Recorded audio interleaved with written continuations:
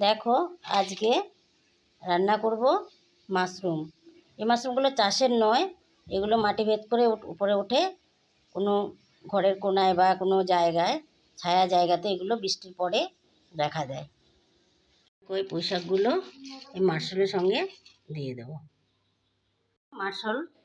Mushroom আর পুঁই শাকগুলো ধুয়ে নিয়ে এসেছি কেটে। কড়াইতে তেল দিয়ে দিলাম পরিমাণ মতো। এবার আমি দিয়ে দেবো কালো জিরা আর শুকনো লঙ্কা পরিমাণ মতো। এবার আমি এগুলোকে ছেড়ে দিলাম।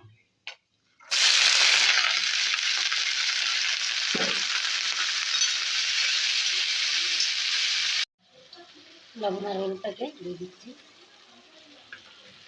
পরিমাণ মতো লঙ্কার গুঁড়ো দিয়ে দিচ্ছি।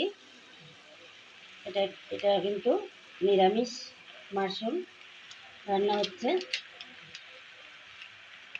পরিমাণ মতো দিয়ে দিলাম।